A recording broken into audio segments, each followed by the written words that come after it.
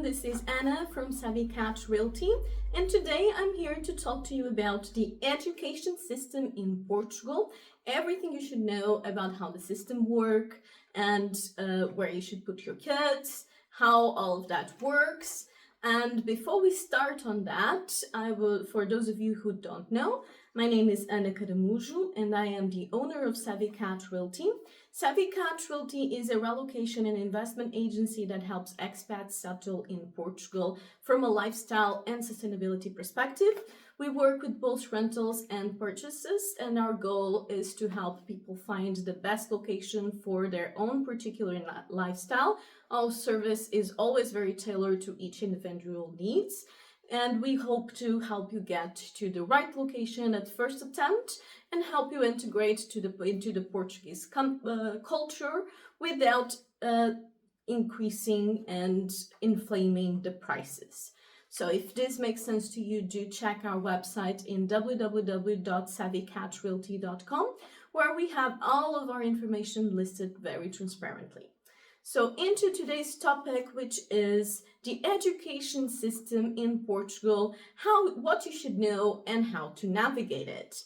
So I'm going to start with the basics of how the system works and how the rating system and the different levels and so on. So in Portuguese, there is mandatory education until the 12th grade, and this education is divided kind of in four. So there is the primary first cycle, in which kids mandatorily have to go to school to primary cycle when they make the age 6. And this will correspond to the 1st to 4th grade, which we usually call primária.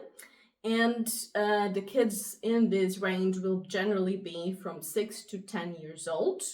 There is also the preschool or kindergarten, we call jardins primários e creche. And on a side note about this, it's often very hard to find both primary schools and creches in Portugal. It's very common for moms in Portugal to register their kids when they are still in their bellies and have been put on the wait list. And this can apply to both public and private, although private tends to be quite a bit easier to get a spot on than public, but I will go into this in more detail after I explain the levels of education. So then we have the second and third cycle that we Portuguese tend to kind of roll into one and call basic or básico. And this cycle englobates from the second cycle is just from the 5th to 6th grade and ages 10 to 12, so it's just 2 years. And then the third cycle is 12 to 15 and ages 7 to 9th, which is why we Portuguese tend to put it all together and call it básica. But often it's not uncommon for the primary and second cycles, so the kids from 6 to 12 to the schools to be the same, and then be a different school for the third cycle, so starting on the 12th year and 7th grade. And then we have the secondary or high school, which is for kids age from 15 to 18, so technically teenagers, and grade 10 to 12. So this englobates the public mandatory school. And I would also like to go over the fact that this system is also integrated into the European Qualification Framework, also known as EFQ, and it corresponds to levels according to that. So the primary school, so up to 4th grade, will be level 0. Then the second cycle will be level 1. The third cycle will be level 2. The high school or secondary will be level 3. And then when it comes to high school and secondary education, kids can start to go into professional courses. So they can go into a professional school oriented towards tourism, towards technology, towards arts, and even within the public the public school of the secondary school, which you call secundária, that's divided into three categories. So we have letters, then arts, and then mathematics or science. And once kids leave the ninth grade, they have to pick one of these three schools on the public or go into a professional course on a specific topic that they want to follow. If they follow this path, there is usually also an internship included in the professional course. And when they do this and the internship, it will correspond to the level 4 of the EFQ qualifications. And then the level 5 will be more detailed professional degrees. Like, for example, there's a number of programming degrees that the schools will have this level 5 qualification that is kind of in between a university high degree and the secondary school. So it's more than secondary school, but not university degree. And then once you start going into the university degrees, the first level is a bachelor's, and it will correspond to level 6 on the EFQ. Then you will have the master degree, that is level 7, and the postdoctorate or PhD, which is the final level of level 9. So these are the overall structure of the education system here in Portugal. And then, like I mentioned on the side note about the primary schools, you have the public and the private education that do have some differences between themselves. So let's start by explaining how the public system works. So generally, each municipality, its parish, each neighborhood sometimes will have a primary, basic, and secondary school, and the schools will be attributed according to the address the child is registered in, and that should be your address as a caretaker. And the kids, when they go to if you want to put them in a high school, on the public school, it is automatically attributed according to the address. You can request a different school, especially when it comes to secondary and so on. But when it comes to primary and basic, you don't really have a lot of room to wiggle. It tends to be the school attributed to your address, and you don't really have an option other than going into private. When it comes to secondary schools, in my experience, there's a bit more option. And as long as it's not too far from your address, you can register in a different secondary school that is not the one that is automatically attributed to your address, but then needs to be approved. Public school up until the 12th grade is completely free and mandatory. And kids, there will be a warning on social services if kids are not in school up until the 12th grade, and parents are notified of their absence too. So education is taken pretty seriously.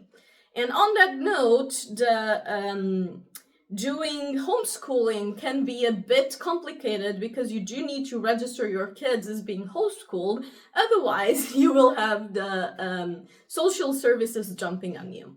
And I would also like to note that homeschool is actually not very popular in Portugal at all.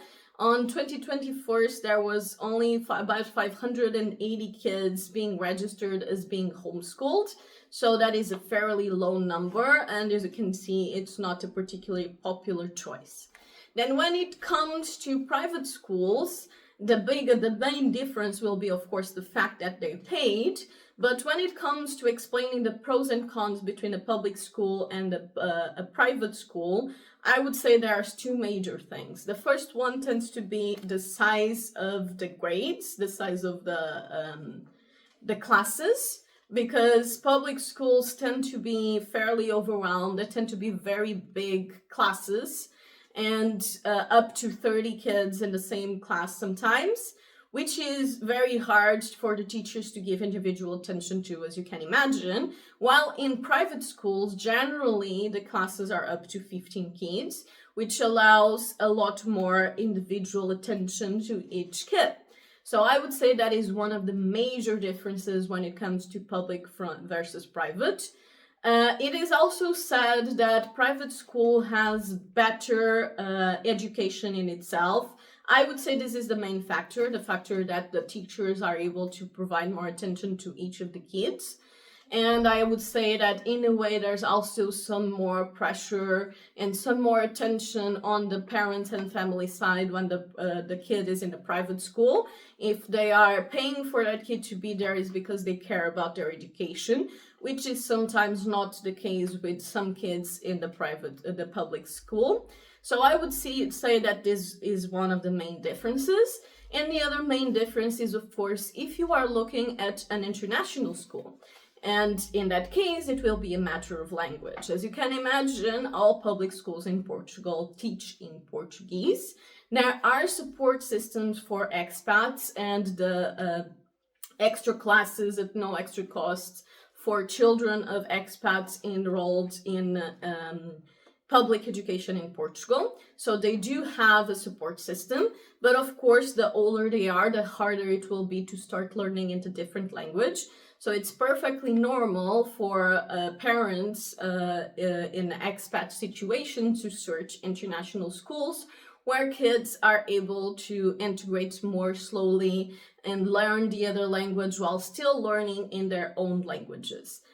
When it comes to international schools in Portugal, there are a wide variety of them. The most common are probably British-based international schools.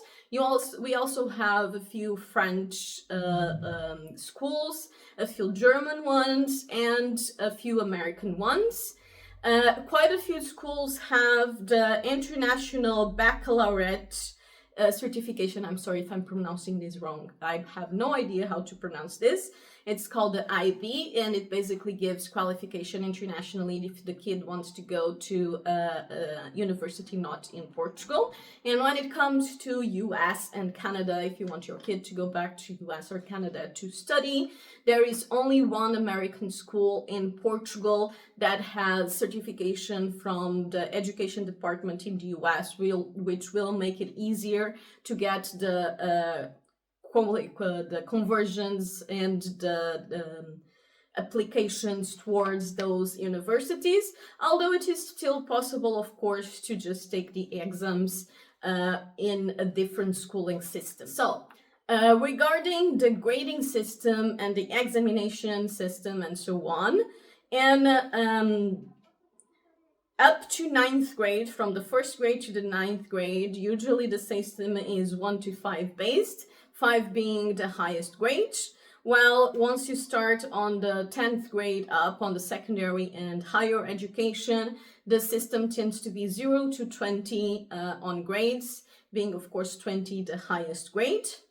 And there are mandatory exams that are to be taken once the secondary school is finished, and those exams are necessary to enter university in Portugal. So there are kind of a middle exam in the 11th grade, and then the final exams are at the end of the 12th grade. And these exams are according to the subject that was chosen on the time of enrollment on the secondary school, but extra exams can be taken. So for example, if your kid went into the humans course, which is languages and so on, and then decides he wants to go into a science university, he can opt to take the math exam or the physico-chimica, which is the chemistry and physics exam.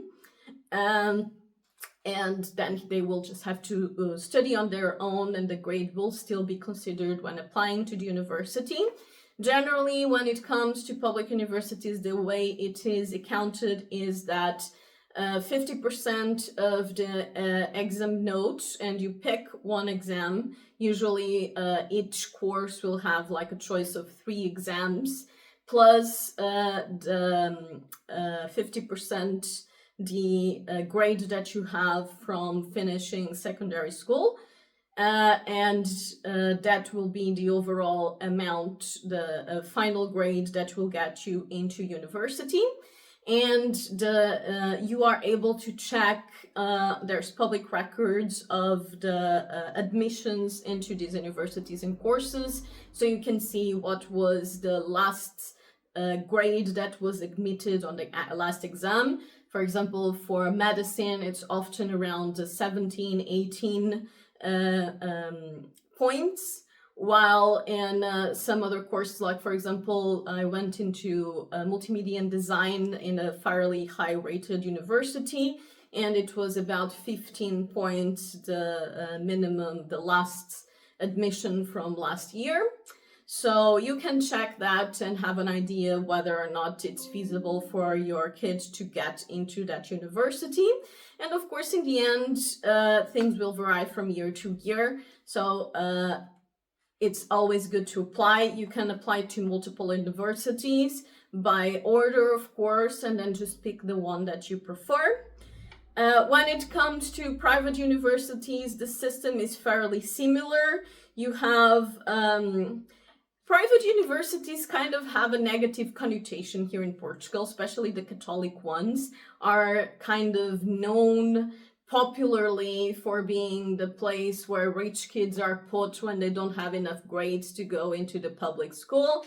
I don't know how much of the truth there is. I actually don't know a lot of people that went into these universities. I would guess that the courses itself are perfectly valid either way. University grades, university courses here in Portugal are actually quite affordable, especially on the public side. So that brings me on to the costs of education itself. Like I said, up until the secondary grade, everything is free on the public side. Then if you go into professional courses, they tend to have a fixed cost. And then when it comes to university, it's a monthly installment. It has been slowly rising. Back when I went into university, I only paid around 100 euros per month for my degree. Now it's a bit more, but I would say most universities are between 100 and 300 euros per month. The private ones tend to be closer to 500. And then, of course, once you enter the masters and bachelors, they tend to be starting from 2,000 euros up. Generally, they don't go a lot over 6,000, but once again, depends from degree to degree. Then when it comes to private schools on primary, basic, and secondary, the costs once again may drastically vary. There are 3 types of private schools, so you will have the religious, the international that I already went over, and the boarding schools that are not that common but do exist. I would say cost-wise, they tend to be between 300 and 500 euros per month in most cases, but some private schools can go all the way up to 20,000 euros per year. So do look into that when you are applying. I would also like to leave a final warning that you cannot expect to come here and just easily place your kid in school, because there are very often waitlists in private schools, and there are even kindergartens and creches and so on. It is easier on private schools, but it's not at all guaranteed. I know a number of private schools and international schools that have a wait list already. So I would definitely advise you to start looking. And if you are bringing your kids, kind of make that, number one priority, because then you may have to choose your housing situation based on where you are able to get a vacancy to your kids. So that may be the first thing that you will have to look at when planning to move with your kids, because it's actually not that easy. And the sooner you start to plan, the better. For example, if you are looking to come in 2026, we are currently in August 2025. And I would say it's a very good time to start contacting especially private schools, and in order to start organizing things and be on top of things once the vacancies start to open and applications start to open. So I believe this more or less covers everything you need to know regarding how the education system works in Portugal. I hope this was helpful. I'm here every month with more information about Portugal that I hope is useful to all of you. So if you do believe that, do subscribe to our channel and watch our weekly videos. We also provide a lot of free information on our blog post in www.savvycatrealty.com that you can check at any time. And of course, if our services make sense to you, feel free to reach out either through the website or directly at contact@savvycatrealty.com, and we would be happy to help with anything you need. So I hope this was helpful, and I hope to see you all again next week. Bye!